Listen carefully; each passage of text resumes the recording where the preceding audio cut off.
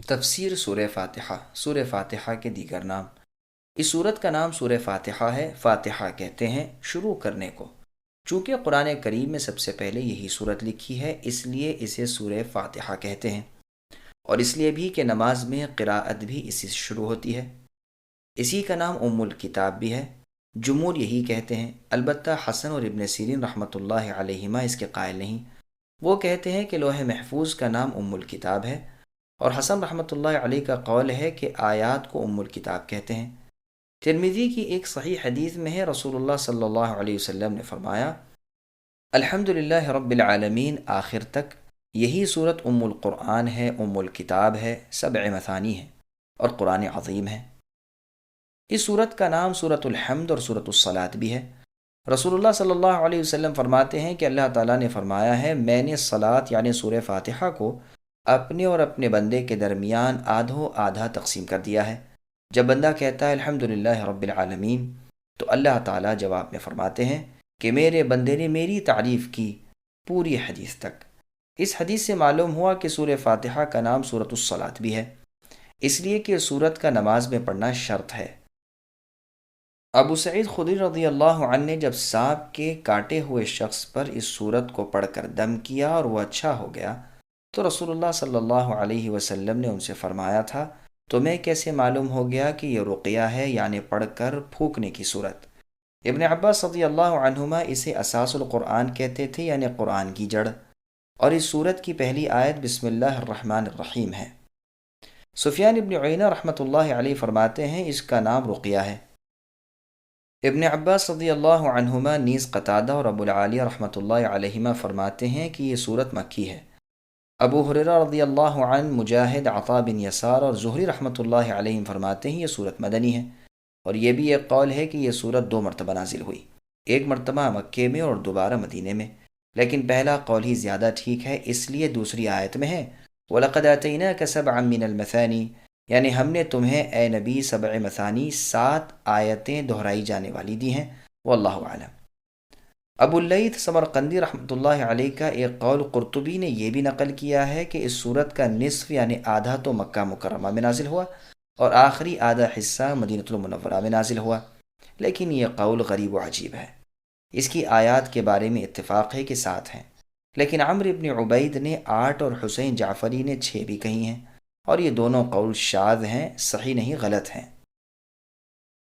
بسم اللہ الرحمن الرحیم اس صورت کی مستقل آیت ہے یا نہیں، اس میں اختلاف ہے۔ تمام کوفی قاری اور صحابہ رضی اللہ عنہم اور تابعین رحمۃ اللہ علیہم کی ایک جماعت اور سابقہ بہت سارے بزرگ تو اسے سورہ فاتحہ کی ایک پوری اور مستقل آیت کہتے ہیں۔ بعض اسے اس کا جز مانتے ہیں اور بعض سرے سے اس آیت کو اس کے شروع میں مانتے ہی نہیں، جیسے کہ مدینے کے قاریوں اور فقیہوں کی یہ تینوں قول ہیں۔ اس کی تفصیل انشاءاللہ آگے آئے گی۔ اس صورت کے کلمات 25 ہیں اور حروف 113 ہیں۔ امام بخاری رحمۃ اللہ علیہ کتاب التفسیر کے شروع میں صحیح بخاری میں لکھتے ہیں، ام الکتاب اس صورت کا نام اس لیے ہے کہ قرآن کریم کی کتابت اسی سے شروع ہوتی ہے اور نماز کی قراءت بھی اسی سے شروع ہوتی ہے۔ ایک قول یہ بھی ہے کہ چونکہ تمام قرآن کے مضامین اجمالی طور پر اس میں ہیں، اس لیے اس کا نام ام الکتاب ہے، اور عرب کی عادت ہے کہ ہر ایک جامع کام اور کام کی جڑ کو جس کی شاخیں اور اجزاء اسی کے تابع ہوں ام کہتے ہیں۔ دیکھیے ام الراس وہ اس جلد کو کہتے ہیں جو دماغ کی جامع ہے، اور لشکری جھنڈے اور نشان کو بھی جس کے نیچے لوگ جمع ہوتے ہیں ام کہتے ہیں۔ شاعروں کے شعروں میں بھی اس کا ثبوت پایا جاتا ہے۔ مکے کو ام القریٰ کہنے کی بھی یہی وجہ ہے کہ وہ سب سے پہلے ہے اور سب کا جامع ہے، زمین وہیں سے پھیلائی گئی ہے۔ چونکہ اس سے نماز کی قراءت شروع ہوتی ہے اور قرآن کے لکھنے کے وقت بھی صحابہ نے اسی کو پہلے لکھا، اس لیے اسے فاتحہ بھی کہتے ہیں۔ اس کا ایک صحیح نام 7 مثانی بھی ہے، اس لیے کہ وہ بار بار نماز میں پڑھی جاتی ہے، ہر رکعت میں اسے پڑھا جاتا ہے، اور مثانی کے معنی اور بھی ہیں جو انشاءاللہ تعالی اپنی جگہ بیان ہوں گے، واللہ اعلم۔ مسند احمد میں ابو ہریرہ رضی اللہ عنہ سے روایت ہے کہ رسول اللہ صلی اللہ علیہ وسلم نے ام القرآن یعنی سورۃ الفاتحہ کے بارے میں فرمایا، یہ ام القرآن ہے، یہی 7 مثانی ہے اور یہی قرآن عظیم ہے۔ مسند احمد کی ایک دوسری حدیث میں ہے یہی ام القرآن ہے، یہی فاتحۃ الکتاب ہے، اور یہی سبع مثانی ہے۔ تفسیر مردویہ میں ہے کہ رسول اللہ نے فرمایا الحمد رب العالمین کی 7 آیات ہیں، بسم اللہ الرحمن الرحیم بھی ان میں سے ایک آیت ہے، اسی کا نام سبع مثانی ہے، یہی قرآن عظیم ہے، یہی ام الکتاب ہے، یہی فاتحۃ الکتاب ہے۔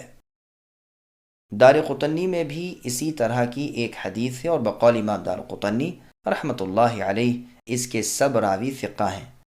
بحقی میں ہے کہ علی ابن عباس اور ابو ہریرہ رضی اللہ عنہم نے سبع مثانی کی تفسیر میں یہی کہا ہے کہ سورہ فاتحہ ہے، اور بسم اللہ الرحمن الرحیم اس کی 7ویں آیت ہے، اور بسم اللہ کی بحث میں یہ بیان پورا آئے گا انشاء اللہ تعالی۔ ابن مسعود رضی اللہ عنہ سے کہا گیا کہ آپ نے سورہ فاتحہ کو اپنے لکھے ہوئے قرآن شریف کے شروع میں کیوں نہیں لکھا؟ تو کہا اگر میں لکھتا تو پھر ہر سورت کے پہلے اس کو لکھتا۔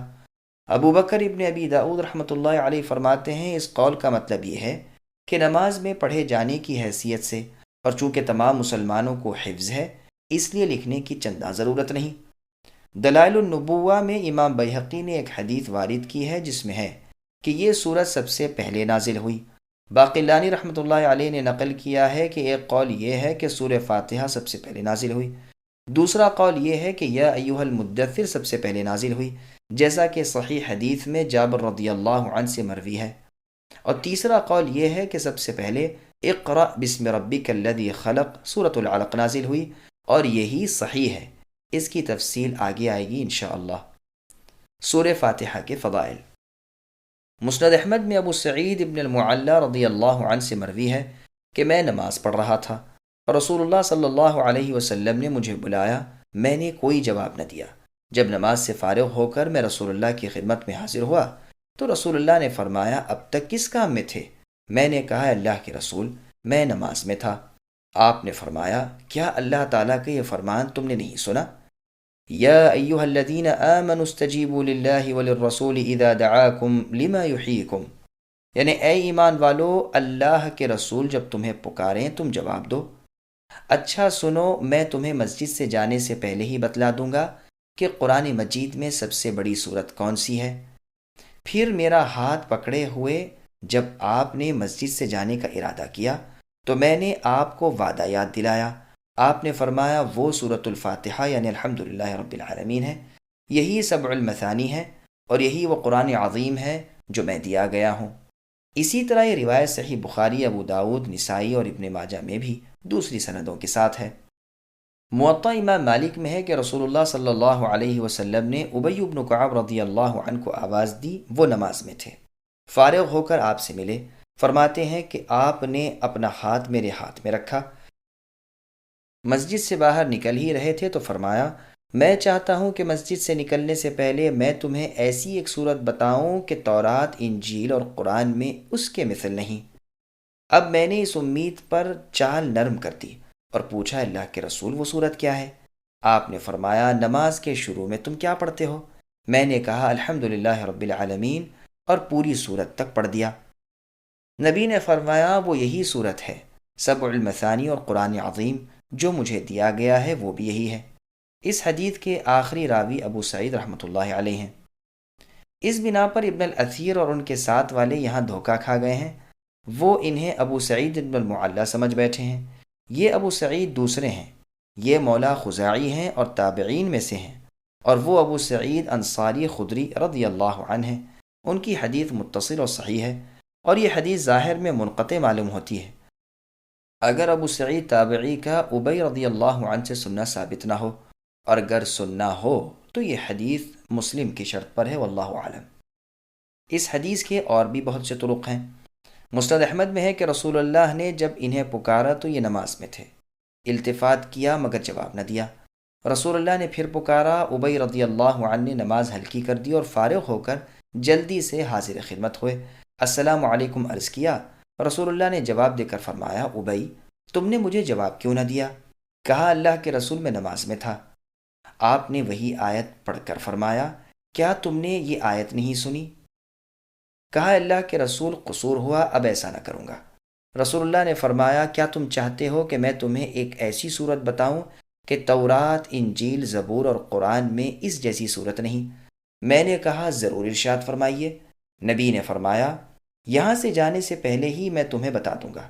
پھر رسول اللہ میرا ہاتھ تھامے ہوئے اور باتیں کرتے رہے، اور میں نے اپنی چال دھیمی کر دی کہ ایسا نہ ہو کہ وہ بات رہ جائے اور رسول اللہ باہر چلے جائیں۔ آخر جب دروازے کے قریب پہنچ گئے تو میں نے رسول اللہ کو وعدہ یاد دلایا۔ آپ نے فرمایا نماز میں کیا پڑھتے ہو؟ میں نے ام القرآن یعنی سورۃ الفاتحہ پڑھ کر سنائی۔ آپ نے فرمایا اللہ کی قسم جس کے ہاتھ میں میری جان ہے، تورات، انجیل، زبور اور قرآن میں اس جیسی کوئی اور صورت نہیں، یہ سبع المثانی ہے۔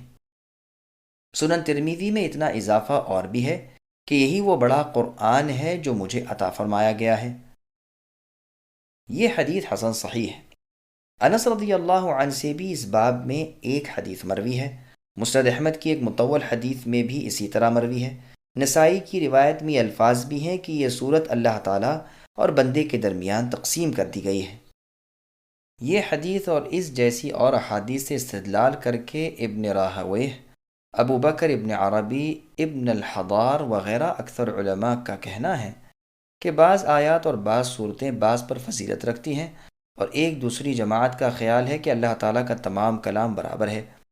ایک کو ایک پر فضیلت دینے سے یہ قباحت ہوگی کہ دوسری اور صورتیں اس سے کم درجے کی نظر آئیں گی، حالانکہ کلام اللہ سارے کا سارا فضیلت والا ہے۔ قرطبی نے اشعری اور ابو بکر الباقلانی اور ابو حاتم ابن حبان البستی اور ابو حیان اور یحییٰ ابن یحییٰ رحمۃ اللہ علیہم سے یہی نقل کیا ہے۔ امام مالک سے بھی ایک روایت میں یہ مذہب منقول ہے، لیکن صحیح اور مطابق حدیث پہلا قول ہے، واللہ اعلم۔ سورہ فاتحہ کے فضائل کے مندرجہ بالا احادیث کے علاوہ اور بھی ہیں۔ صحیح بخاری فضائل القرآن میں ابو سعید خدری رضی اللہ عنہ سے روایت ہے کہ ہم ایک مرتبہ سفر میں تھے، ایک جگہ ٹھہرے ہوئے تھے کہ اچانک ایک لونڈی آئی اور کہا کہ یہاں کے قبیلے کے سردار کو سانپ نے کاٹ لیا ہے، ہمارے آدمی یہاں موجود نہیں، آپ میں سے کوئی ایسا ہے کہ جھاڑ پھونک کر دے؟ ہم میں سے ایک شخص اٹھ کر اس کے ساتھ ہو لیا۔ ہم نہیں جانتے تھے کہ یہ کچھ دم جھاڑ بھی جانتا ہے۔ اس نے وہاں جا کر کچھ پڑھ کر دم کیا، اللہ کے فضل سے وہ سردار بالکل اچھا ہو گیا۔ 30 بکریاں اس نے دیں اور ہماری مہمانی کے لیے بہت سارا دودھ بھی بھیجا۔ جب وہ واپس آئے تو ہم نے کہا کہ کیا تمہیں جھاڑ پھونک کا علم ہے؟ انہوں نے کہا میں نے تو صرف سورہ فاتحہ پڑھ کر دم کیا ہے۔ ہم نے کہا اس آئے ہوئے مال کو ابھی نہ چھیڑو، پہلے رسول اللہ صلی اللہ علیہ وسلم سے مسئلہ پوچھ لو۔ مدینے میں آ کر ہم نے رسول اللہ سے ذکر کیا، آپ نے فرمایا اسے کیسے معلوم ہو گیا کہ یہ پڑھ کر دم کرنے کی صورت ہے؟ اس مال کے حصے کو لو، میرا بھی ایک حصہ رکھنا۔ صحیح مسلم اور ابو داؤد میں بھی یہ حدیث ہے۔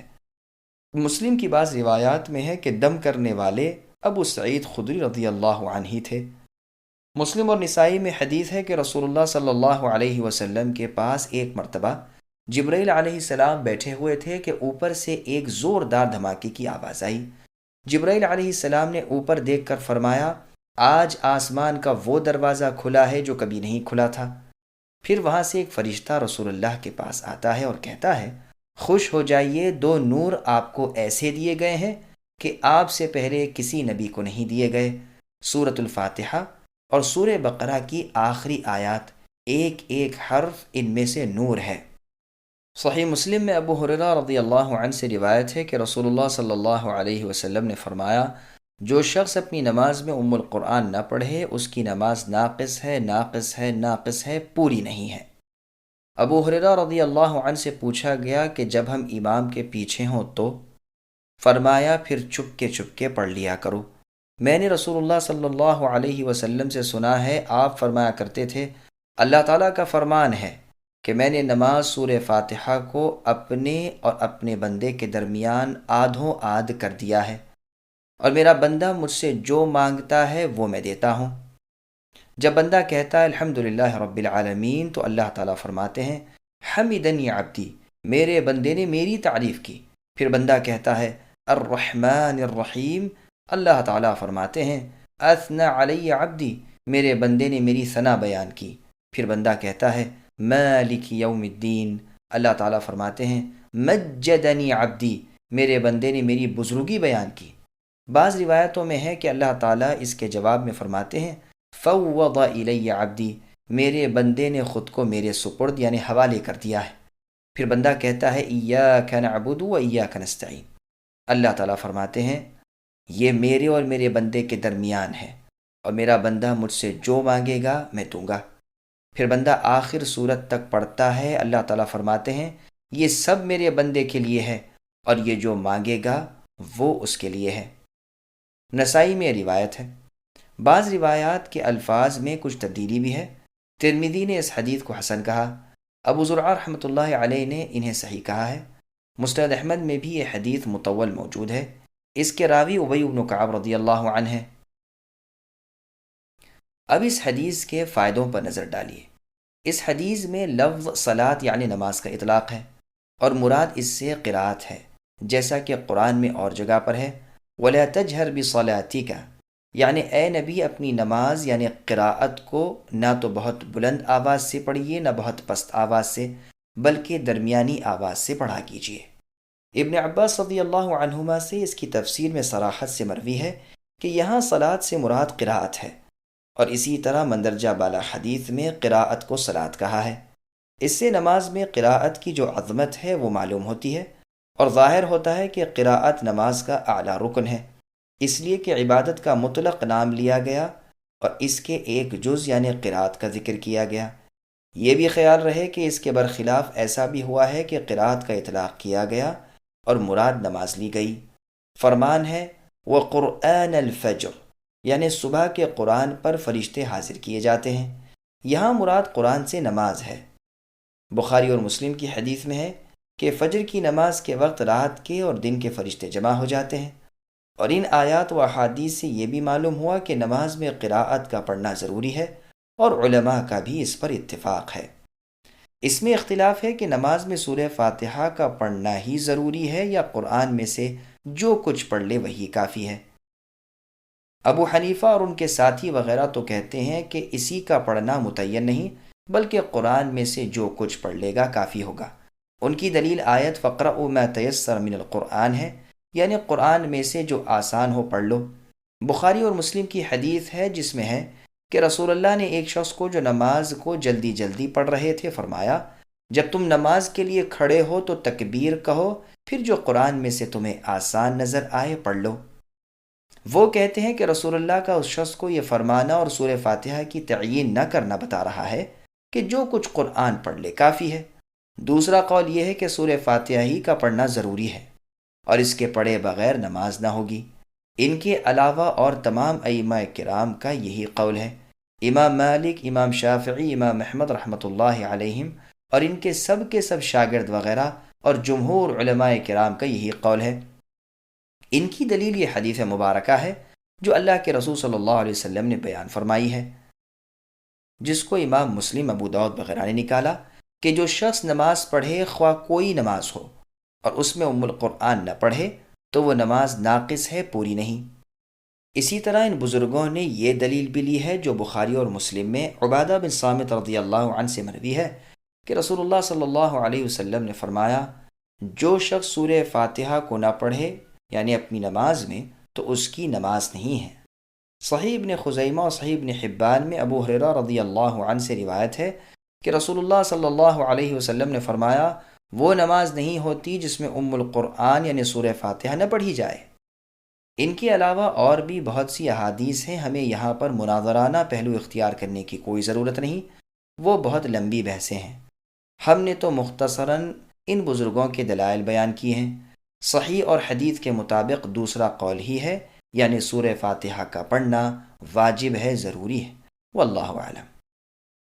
اب یہ بھی سن لیجئے کہ امام شافعی رحمۃ اللہ علیہ وغیرہ علماء کرام کی ایک بڑی جماعت کا تو یہ مذہب ہے کہ سورہ فاتحہ کا ہر رکعت میں پڑھنا واجب ہے، اور بعض لوگ کہتے ہیں کہ اکثر رکعتوں میں پڑھنا واجب ہے، اور بعض لوگ کہتے ہیں کہ نمازوں میں سے کسی ایک رکعت میں اس کا پڑھ لینا واجب ہے، اس لیے کہ حدیث میں نماز کا ذکر مطلق ہے۔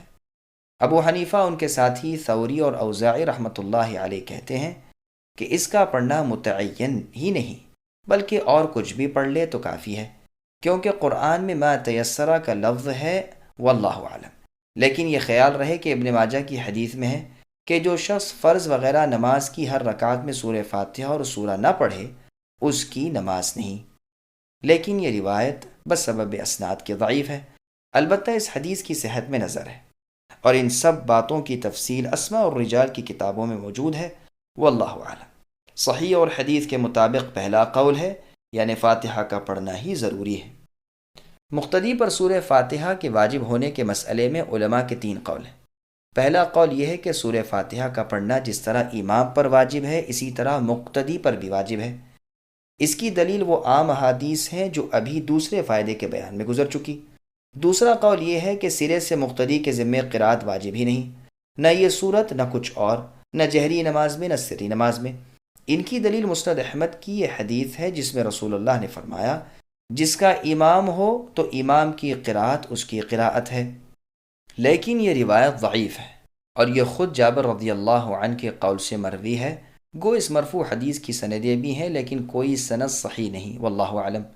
تیسرا قول یہ ہے کہ جن نمازوں میں امام آہستگی سے قراءت پڑھے ان میں تو مقتدی پر قراءت واجب ہے، لیکن جن نمازوں میں اونچی قراءت پڑھی جاتی ہے ان میں واجب نہیں۔ ان کی دلیل صحیح مسلم والی حدیث ہے کہ امام اسی لیے مقرر کیا گیا ہے کہ اس کی اقتداء کی جائے، اس کی تکبیر سن کر تکبیر کہو، اور جب وہ پڑھے تم چپ رہو۔ سنن میں بھی یہ حدیث ہے، امام مسلم نے اس کی تصحیح کی ہے۔ امام شافعی رحمۃ اللہ علیہ کا پہلا قول بھی یہی ہے، اور امام احمد رحمۃ اللہ علیہ سے بھی ایک روایت ہے۔ صحیح احادیث کے مطابق پہلا قول ہی ہے۔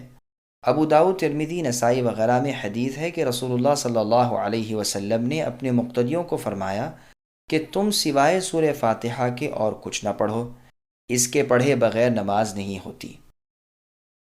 ہماری غرض ان مسائل کو یہاں بیان کرنے سے یہ ہے کہ سورہ فاتحہ کے ساتھ احکام کا جس قدر تعلق ہے کسی اور صورت کے ساتھ نہیں۔